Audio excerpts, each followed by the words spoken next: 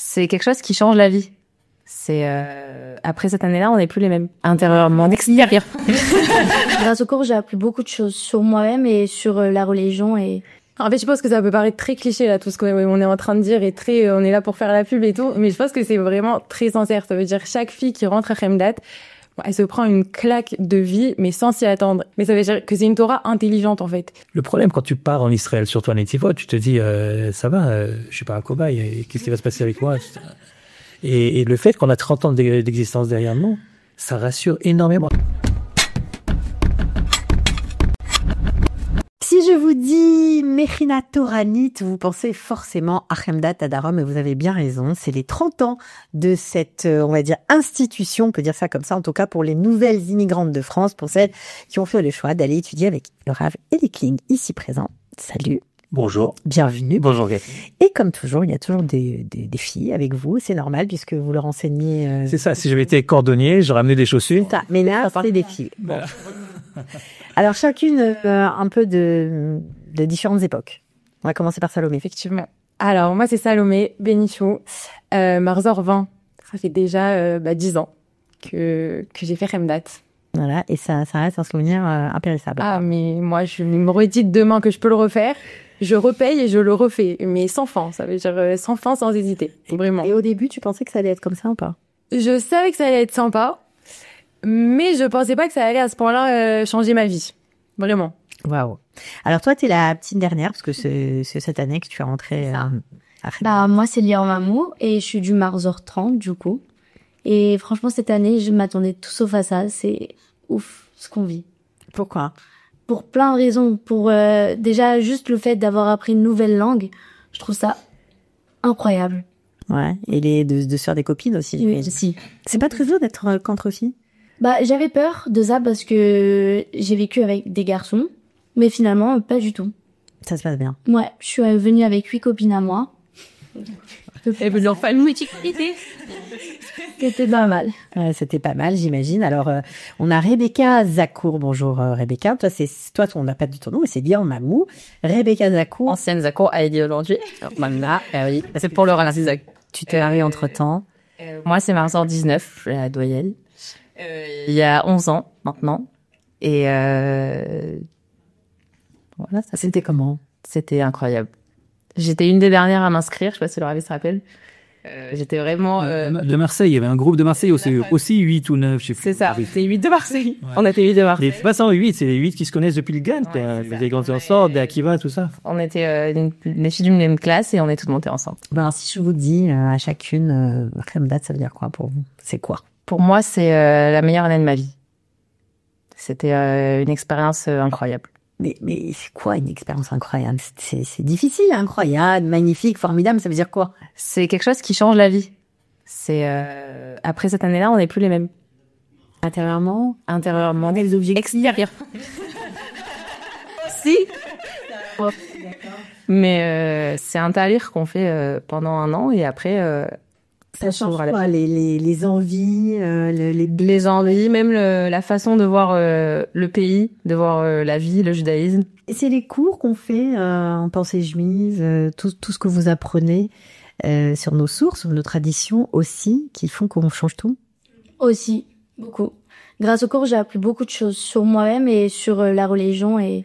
En fait, je pense que ça peut paraître très cliché là, tout ce qu'on est en train de dire et très, on est là pour faire la pub et tout, mais je pense que c'est vraiment très sincère. Ça veut dire chaque fille qui rentre à Khemdat, elle se prend une claque de vie, mais sans s'y attendre. Et ça va être, oui, les cours qu'il y a, parce qu'il y a des cours vraiment de qualité, mais c'est pas que ça. C'est déjà le fait d'être tout entre nous. En fait, c'est la première fois que vraiment on sort de la maison et on rencontre vraiment H24 des nouvelles personnes. Rien que le fait d'être en communauté, je pense que ça te change ta vie. Et à part ça, et ça c'est vraiment ce que j'ai toujours dit, c'est que déjà les profs, oui, il y a des profs, mais il y a aussi des rabbinim et des femmes qui nous donnent des cours, c'est que de eux-mêmes, par ce qu'ils véhiculent et par les midotes qu'ils ont et tout ça, bah forcément, sans qu'ils aient besoin d'ouvrir la bouche, tu t'imprègnes automatiquement de ces personnes-là. Et vraiment, c'est quelque chose qui m'avait marqué.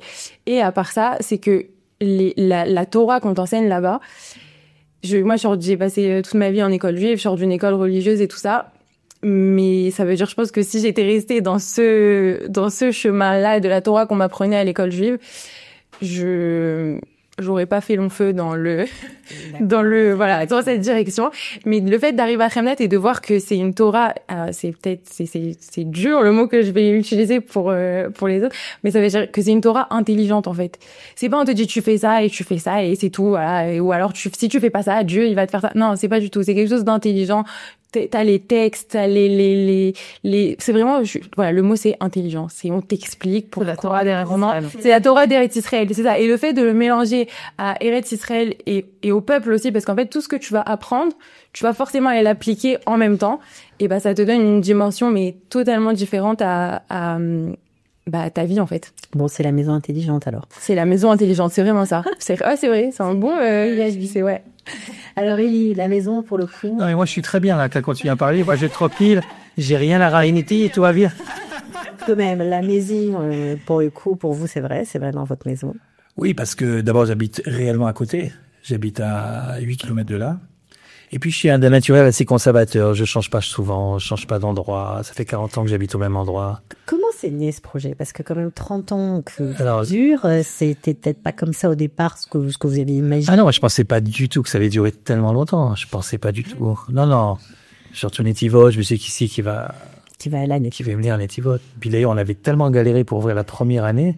On s'était dit, moins que 10, on n'ouvre pas, parce que ça veut dire que moins que 10, on n'y arrivera jamais, quoi. Et finalement, elles étaient 9. Et l'année prochaine. Alors, elles étaient... Rentrée prochaine, je crois qu'elles sont 50. On est 50 on est 50 parce qu'il n'y a pas plus de place, tout simplement. Je sais très bien que jusqu'à la rentrée, il y aura 20 filles en plus qui seront sur les attentes, quoi. Non, mais ça, c'est pas que Khemdat. Ça, c'est beaucoup ce qui se passe en ce moment en France, ce qui se passe aussi en Israël. Bon, on pourrait analyser tout ça. Je suis pas sûr de savoir exactement à quoi c'est dû en priorité. Mais c'est vrai que le fait d'être, en fait, ce qu'on a réussi à faire, c'est qu'on est devenu une option qui est réaliste, quoi. C'est-à-dire, au fur et à mesure que les jeunes filles là-bas voient les anciennes et qu'elles s'installent, etc. Le problème, quand tu pars en Israël, surtout à Netivot, tu te dis, ça va, je suis pas un cobaye, et qu'est-ce qui va se passer avec moi, etc. Et le fait qu'on a 30 ans d'existence derrière nous, ça rassure énormément. Je vois avec les parents. Bon, alors on est très sérieux là pendant qu'il me parle, mais je crois que le 5 juin, vous avez décidé de faire la fête pour fêter. Oui, ce que ça se fait, parce que en hébreu on appelle ça Siba les Messiba. On fait pas faire 30 ans sans fêter le truc. La vérité, on s'appelait déjà quelque temps que tous les 5 ans on fait quelque chose. Mais là c'est en grand. Là c'est en grand. Voilà, c'est que 30 ans, ça fait beaucoup quand même. Bon, c'est où? C'est sur le campus? Bien sûr. C'est pour tout le monde. Les anciens, ceux qui connaissent pas, les hommes, les femmes, les maris, on peut venir avec tout le monde? N'exagérons pas. Nous, on a invité que les anciennes elles-mêmes. Bon, à part, sans les maris et a priori sans les enfants. On a invité évidemment d'autres personnalités qui nous ont aidés pendant toutes ces années-là et sans lesquelles on n'aurait pas pu tenir le coup. Donc, ça, c'est normal. Mais au niveau des participantes elles-mêmes, on a invité toutes les anciennes et toutes les madrichot qui ont participé aux différentes années, aux différentes promos. Les maris, ça va pas être possible. Il y a sentir un petit peu à l'écart. Voilà, c'est ça. Donc et puis il faut bien qu'il y ait quelqu'un qui garde les enfants à la maison. Donc voilà. Maintenant, à part ça, j'en profite pour dire ici, parce que je sais qu'il y a certaines anciennes pour qui c'est vraiment un problème. Les filles qui veulent absolument venir, mais qui ne peuvent absolument pas parce qu'elles n'ont pas trouvé de solution pour les enfants. Et c'est très compliqué pour elles, pour toutes sortes de raisons. Alors qu'elles viennent quand même, pas à cause de ça. Et qu'elles viennent avec leurs enfants, on fera une mini babysitting, je pense, là-bas. Mais on peut pas faire pour tous les enfants de toutes les anciennes, donc c'est beaucoup trop pour nous. Bon.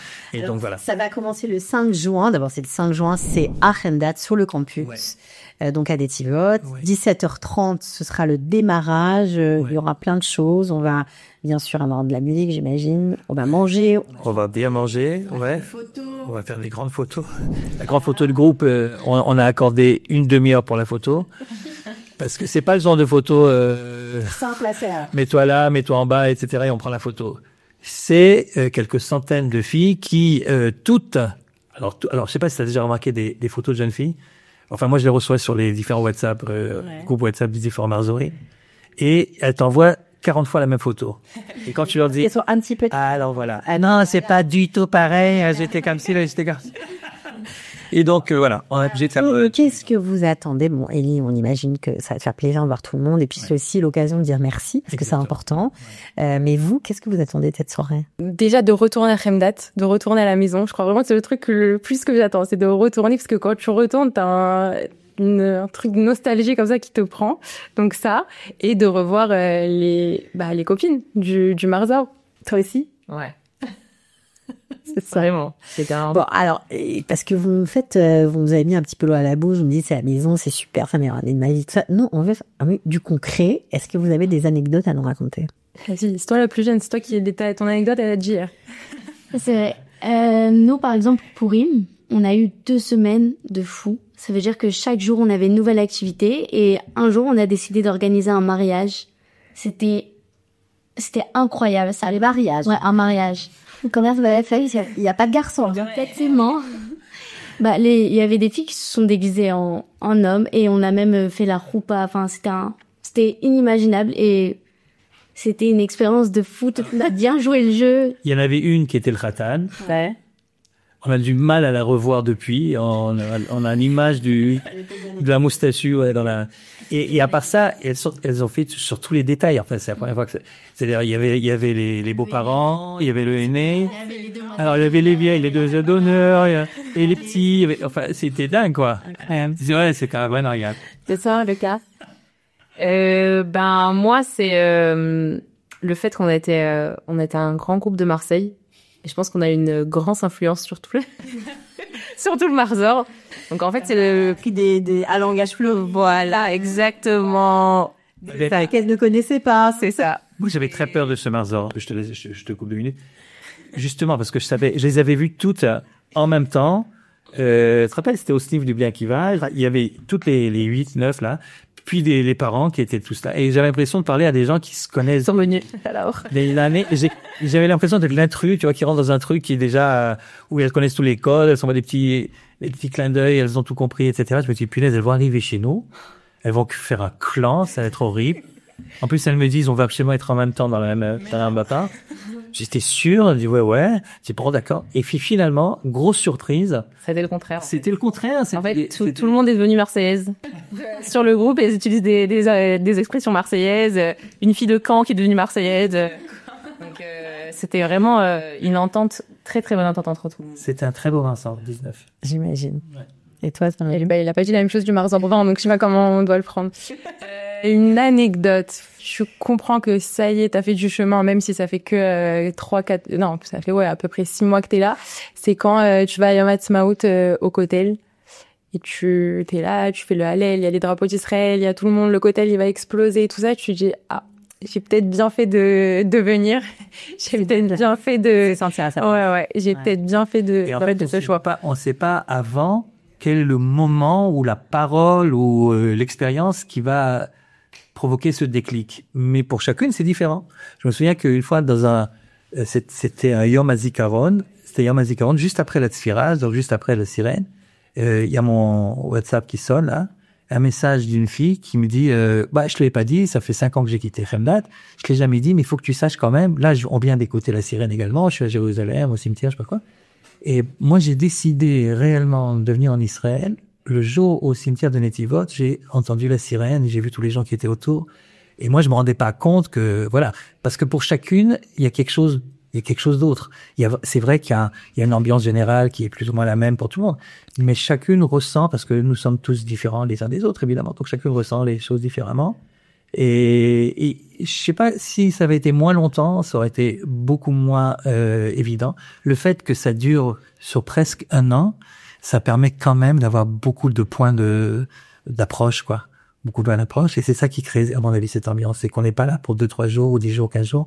On est là vraiment et puis on est les uns sur les autres. Le fait d'être un Netivot, et t'es pas à la grande ville, t'es pas à Jérusalem, t'es pas à Tel Aviv. Quand il y a un prof qui est pas là, tu peux pas sortir prendre un café, je sais pas, tes copines et tes copains. Et donc tu restes. Tu peux aller trier. Et tu peux, à la rigueur, ça y est, voilà, c'est l'attraction de cette ville. Non, je veux dire, c'est ça aussi, bon, avec le c'est un point fort. Alors, Élie, tu as quand même influencé, je ne sais plus, moi, c'était pas très grave, ouais. Je connais depuis longtemps. Oui, bien sûr. Des générations, donc, de filles, oui, ça fait 30 ans que ça dure, donc. 2 générations. Ça fait quoi? Parce que c'était pas le but au début. Non, tu te rends compte, tu penses pas à ça tous les jours, mais tu te rends compte au bout d'un moment que ce qui était au départ une sorte d'essai éducatif, voilà, comme il en existe beaucoup, c'est devenu un but de vie, quoi. C'est devenu une raison de vivre. C'est devenu quelque chose qui te prend entièrement du matin jusqu'au soir, du soir au matin. Mais c'était pas du tout comme ça que j'avais prévu l'histoire au départ. Ça s'est fait par toutes sortes de concours de circonstances finalement. Et c'est devenu ce que c'est devenu. Et encore une fois, le fait que ça soit un étivote et le fait que les filles arrivent jusque là-bas, alors qu'elles habitent Paris ou Lyon ou Strasbourg ou Marseille, ça a été une grande surprise renouvelée chaque année. Qu'est-ce que tu viens t'enterrer ici, quoi?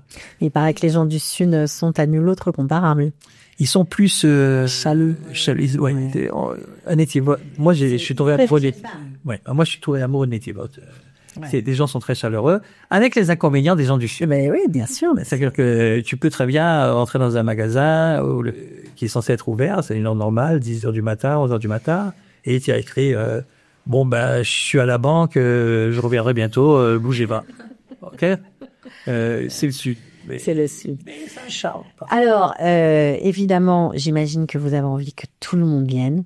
Ouais. Que tout le monde soit présent, qu'il n'y ait pas une absente, vraiment. Donc, on lance franchement l'appel le 5 juin à 17h30 sur le campus de Khemdat à Darom. On redonne l'adresse ou c'est pas la peine?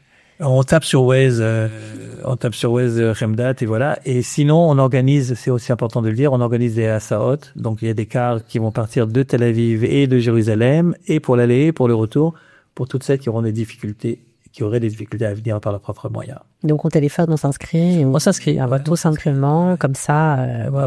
Bon, apparemment, je crois que vous allez passer une super soirée. Juste pour finir, puisque tu es la dernière arrivée, qu'est-ce que tu vas faire l'année prochaine et est-ce que tu restes? Parce que c'est la question que tout le monde se pose à la fin de l'année. Alors effectivement, moi aussi, je me posais la question. Et je reste en Israël et je vais faire Shirut. Shirut Leumi. Shirut Leumi pour les personnes âgées à Jérusalem. Ok, t'as l'air ravie, quoi. Lilian fait partie de celles qui n'étaient pas du tout sûres de rester à l'année. Il a fallu. Et tes parents, tu les as convaincus facilement? J'ai eu du mal. T'as eu du mal, mais grâce à mes frères, on a réussi et finalement, ils vont venir aussi. Voilà, c'est bravo. Et voilà. Bon, en tout cas, merci à tous les trois d'avoir été. Merci à toi, Cathy, de répondre toujours à notre, de nous inviter régulièrement. À bientôt. Toda. Bye. Et trotte.